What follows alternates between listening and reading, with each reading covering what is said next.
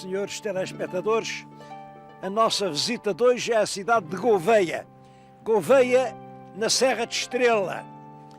Estou-lhes a falar aqui, isto é o Vale do Rocinho, uma pequena barragem que deu luz elétrica a Gouveia em 1900 e pouco. É a segunda povoação portuguesa a ter iluminação elétrica em Portugal. Claro, a primeira era Lisboa, a segunda foi Gouveia. Estou a falar aqui quase no alto da serra, está um frio abaixo de zero e ainda há momentos passavam pequenas rajadas de neve por nós, agora acalmou um bocadinho, mas está realmente muito frio cá em cima. Muito frio, mas vale a pena o passeio. Eu vou até agora lá abaixo porque é especialmente a cidade de Gouveia e o concelho que eu queria que conhecessem.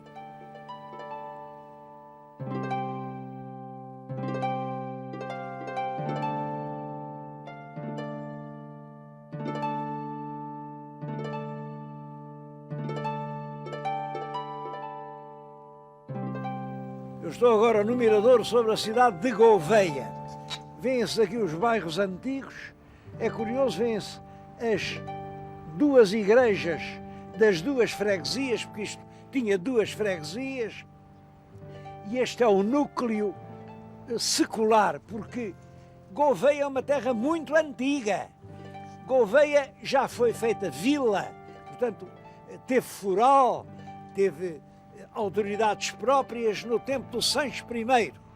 Ora, exatamente em 1186, devo dizer que é o primeiro ano do reinado do Dom Sancho I, foi um grande rei, o povoador. É justa essa ideia de povoador porque ele procurou fixar núcleos de colonos em sítios do país muito longe dos centros, nas fronteiras, e dava-lhes forais, que era para eles quererem viver ali. Ora bem, isto já é a vila, portanto, desde 1186. E é a cidade desde 1986. Durante estes 7 séculos foi uma vila. E uma vila com muita história, com muita importância. Vamos ver alguns aspectos.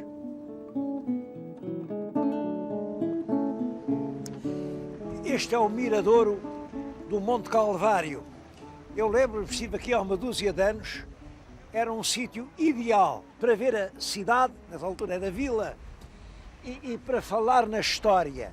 Bom, mas nestes anos o que acontece é que fizeram aquele prédio, fizeram aqui uma cortina, uma coisa espantosa, conseguiram estragar completamente o mirador. São exemplos destes que realmente estão a estragar o país, assim não há maneira. Bom, para ali ainda se vê alguma coisinha. Gostava que vissem este palácio. Aquilo foi inaugurado em 1739. Reinava em Portugal o rei Dom João V. E que palácio é aquele? Era um colégio dos jesuítas. Companhia de Jesus, chamava-se Companhia. Companhia era um termo militar, porque foi criada pelo Inácio de Loyola, que era um guerreiro, e, portanto fez uma companhia, que é como quem diz, um batalhão para ganhar a guerra da fé. E tinham uma técnica que era infiltrarem-se junto das sociedades dominantes, junto das classes superiores, particularmente no Paço, serem confessores dos reis e das princesas e terem nas mãos a educação da gente nova. Os jesuítas sabiam muito bem que a gente nova é o futuro e, portanto, quem conseguir moldar a cabeça da gente nova está a preparar os caminhos do futuro. Como sabem, ainda há hoje muita gente que pensa assim e há ainda muita gente a querer modelar cabeças para preparar caminhos de futuro. Eu acho tudo isso mal, penso que no ensino é essencial respeitar a liberdade da juventude. É essencial amadurá-los, treiná-los, ginasticá-los, fazer que eles sejam capazes de pensar pela sua própria cabeça. Agora os caminhos têm de ser eles a escolhê-los. Estar cada um de nós a tentar meter a nossa pista na cabeça alheia, acho que isso é realmente trair a juventude. Bom, mas os jesuítas fizeram grandes colégios, grandes. Está ali um bom exemplo, este. Isto é construído por eles aqui, e isso mostra uma coisa.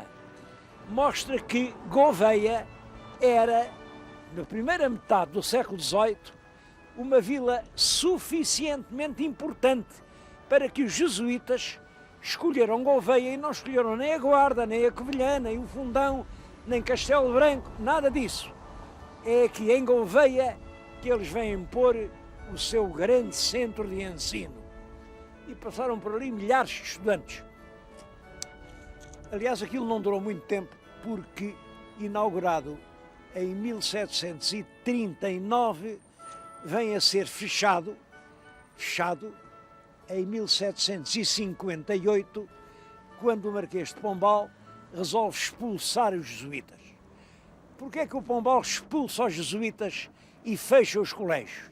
Bom, exatamente pela influência que eles tinham. Eles tinham conseguido apoderar-se, no fundo, das cabeças pensantes. Quem é que confessava ao rei? Era um padre da companhia. Quem é que confessava a rainha? Era outro padre da companhia. Quem é que confessava a senhora infanta? Era um padre da companhia. Bom, e o Marquês de Pombal, como sabem, instala-se no poder e a sua política é destruir, mas destruir completamente tudo quanto possa limitar a ação do poder real. Primeiro a nobreza, e é o drama dos Távoras, depois os religiosos, é o drama dos jesuítas, e também o povo, é o drama das execuções brutais na cidade do Porto, a propósito dos motinzitos que houve quando fecharam as tabernas.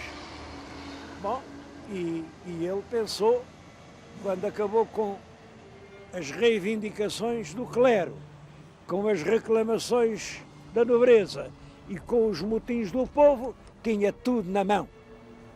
Não tinha, e também ele, como sabem, veio a cair, e fundamentalmente porque não sabia escolher colaboradores. Arranjou para primeiro-ministro um homem sem caráter, e um homem sem caráter, logo que o rei morreu, mandou-o ir embora, mandou-o ir para Pombal, também quase degradado. Tudo isto a propósito desta casa, que é o mais notável edifício hoje da cidade de Gouveia.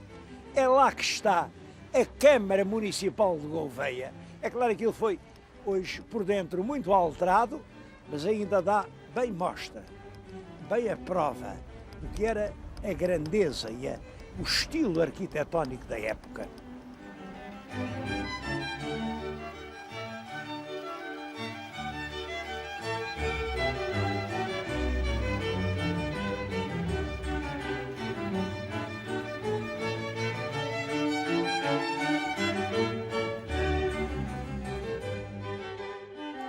Em Gouveia há 3 museus, um de arte sacra, outro de etnografia e um terceiro de pintura moderna, dedicado ao pintor Abel Manta. Bom, infelizmente para mim, 2 estão fechados e só o Museu Abel Manta está aberto. É uma boa altura para conhecer uma pequena parte da obra de Abel Manta. Está aqui Abel Manta, é um retrato já dos últimos anos, ele ia fazer 80 quando fez este autorretrato. É um pintor da mudança dos velhos estilos clássicos, naturalistas, a imitação do Carlos Reis, do Alves de Sá, toda essa gente das belas artes, mudança para a nova maneira de pintar. Ele próprio foi a Paris, esteve alguns anos em Paris, mas no fundo nunca deu a volta. Ficou sempre um pintor tradicional. E é um homem de que aqui Gouveia tem realmente muito orgulho, porque é o único grande pintor que nasceu aqui.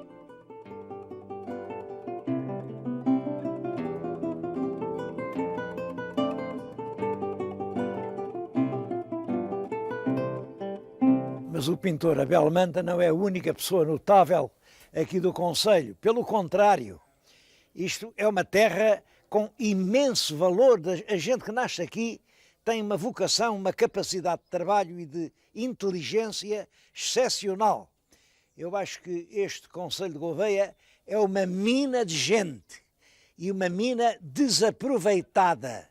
É uma pena que não haja aqui um estabelecimento de ensino superior. Bom, nomes que eu digo um pouco ao acaso, o escritor Virgílio Ferreira, o ministro Serpa Pimentel, o Boto Machado, olhem, o Rui Veloso, o cardeal Menes Belo.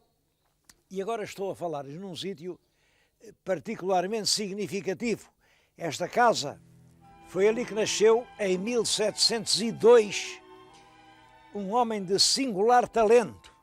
Ele foi engenheiro, foi professor da Universidade de Coimbra, foi diretor da Fundição de Santa Clara, em Lisboa, era uma espécie de engenheiro-mor do reino e, sobretudo, era um grande inventor.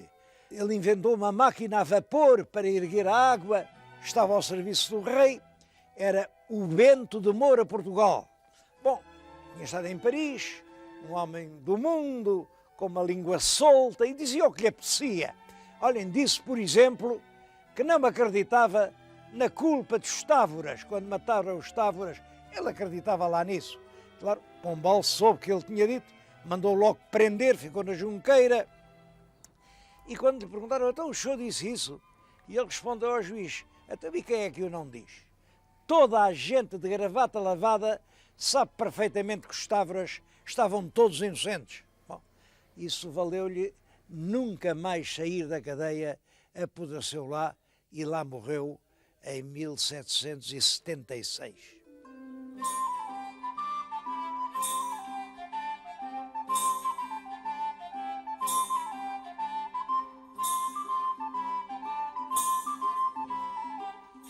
Outra aldeia cheia de lembranças históricas é a aldeia de Melo. Melo. Bom, é uma aldeia que já foi vila. Eu, aliás, estou a falar-lhes junto do antigo Pelourinho. Este Pelourinho era realmente a instituição, o símbolo da dignidade municipal, a Vila de Melo.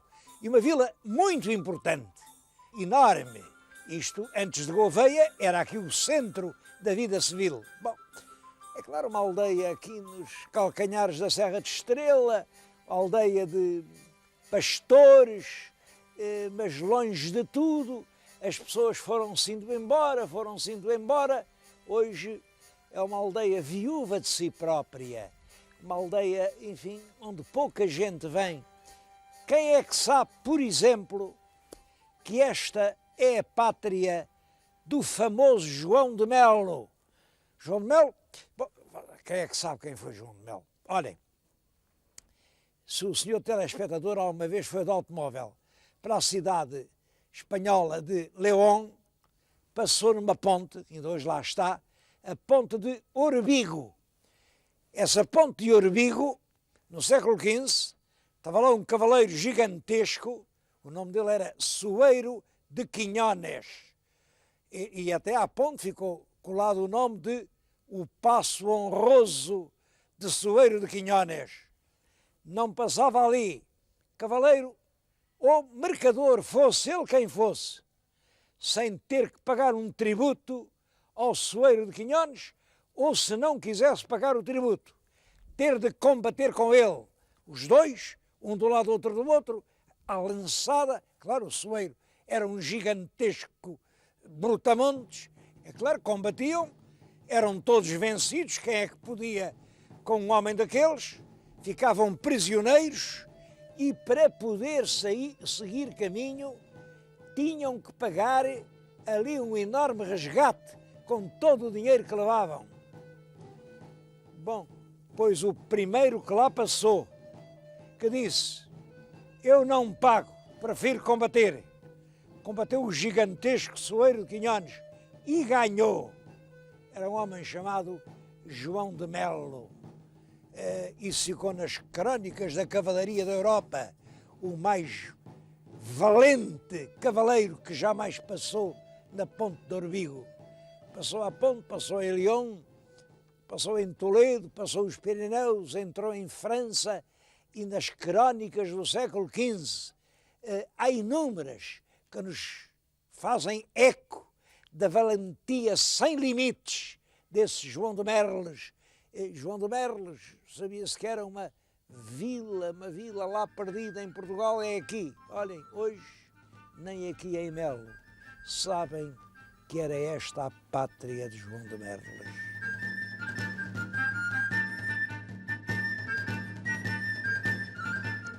A história de Melo é muito antiga.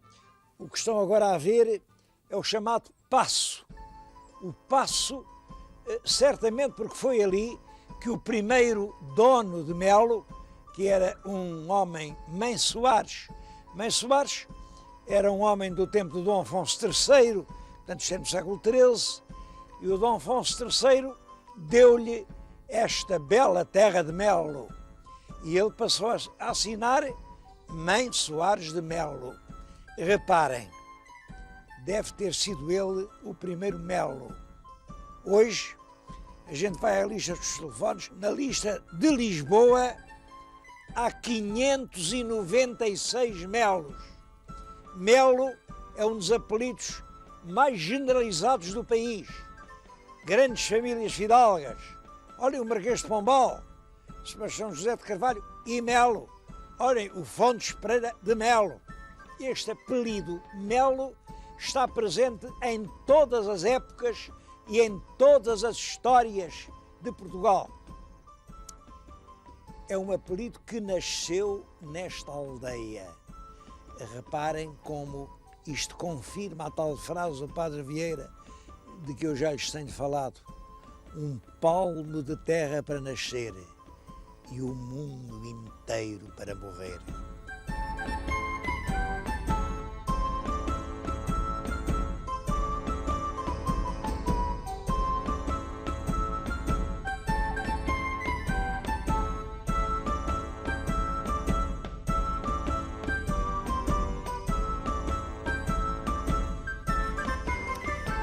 A história de Gouveia está muito ligada com esta ribeira que estão a ver. Bom, é a Ribeira de Gouveia. Há quem diga que o nome verdadeiro era Ribeira de Ajax. Isto é muito estranho e eu não acredito muito nisso. Mas enfim, fica para os monografistas da cidade esclarecer este mistério. Que história é essa de um Ajax? Como sabem, Ajax é um personagem da mitologia grega. O que é que ele vinha fazer agora aqui para Gouveia? Bom, certo é que os habitantes de Gouveia no século XV, finais do século XV, começaram a usar a ribeira para fazer mover as rodas de moinhos e aproveitaram a energia hidráulica para os tiares. Nessa altura, também pelos fins do século XV, fixam-se aqui muitos judeus, são empresários muito ativos e começam a fazer em Gouveia as famosas saragoças de Gouveia. A saragoça é um tecido de lã bastante grosso, mas enfim, era com a saragoça que se vestiam os nossos camponeses. Em Saragoça fizeram-se milhares e milhares e milhares de metros que vestiram praticamente Portugal de les a les. As fábricas punham-se ao longo da ribeira, usavam a queda da água para fazer mover os tiares. Isto chega ao século XIX. No século XIX, ainda algumas fábricas compraram máquinas a vapor, porque é claro que a energia hidráulica já não servia para as fábricas modernas. A verdade é que nem a ribeira, nem a máquina a vapor conseguiram suplantar a eletricidade. E, pelos meados do século XX, ali a partir de 50, mas a partir de 70, então é definitivo, as fábricas que chegaram a ser aqui na vila, na cidade, eram 16 grandes fábricas de lanifícios. Toda a gente estava ligado ao lanifício. As fábricas foram fechando uma, depois outra. Bom, e hoje em Gouveia já não há propriamente uma indústria de lanifícios. Ainda a recordá-la, há uma boa e moderna indústria de confecções, mas os lanifícios acabaram, e acabaram por isto mesmo, porque os nossos industriais não foram capazes de acompanhar o ritmo do tempo em que viviam.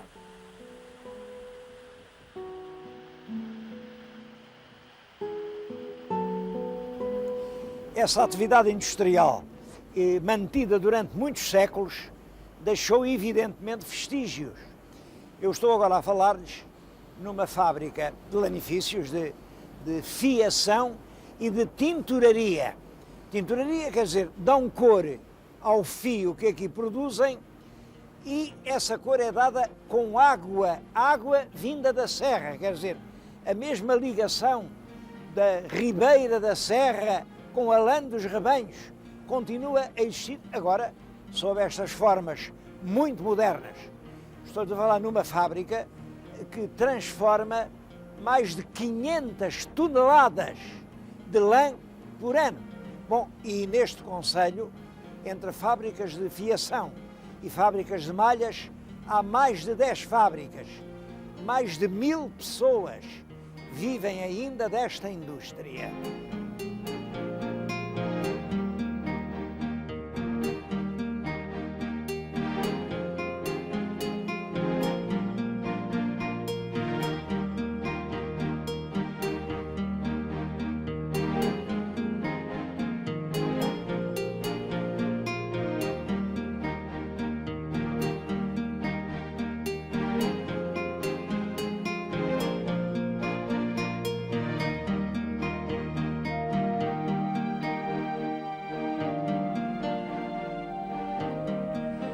Das mais conhecidas instituições culturais de Gouveia é este Clube Camões. A principal atividade atualmente é a canologia. Estão a reconstituir esta raça de soberbos cães da Serra da Estrela.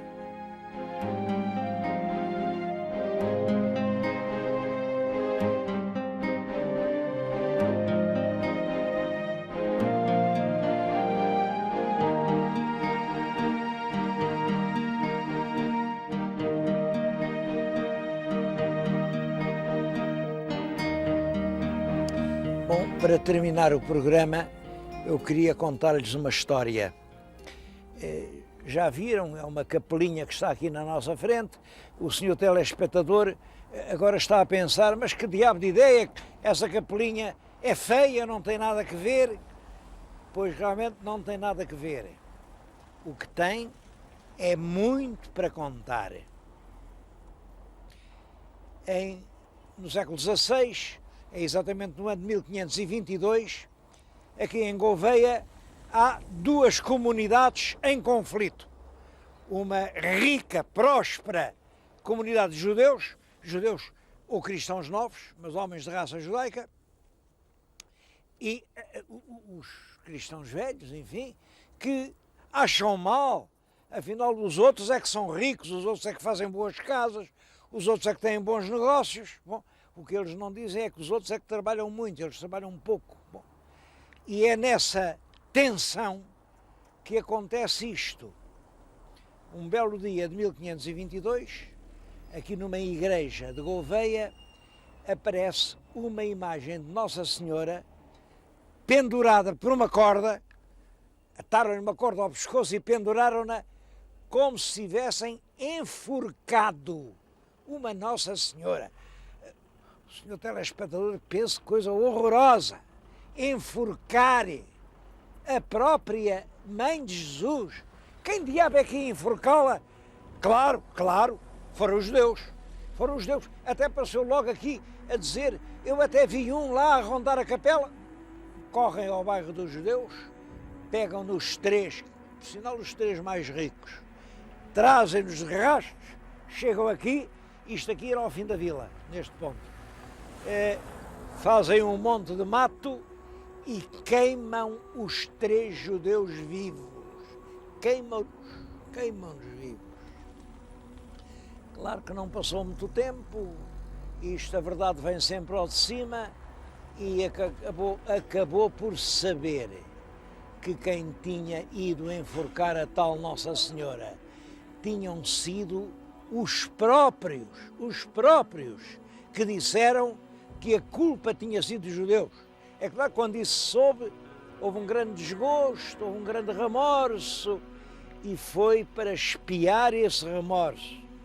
Fizeram aqui, no sítio onde queimaram os 3 judeus inocentes, fizeram esta capela da Santa Cruz. O remorso não resolve problema nenhum. O que é preciso é que em todas as coisas da nossa vida, tanto da nossa vida pública como da nossa vida privada e pessoal, nós procedamos sempre de tal maneira que nunca tenhamos de sentir remorso.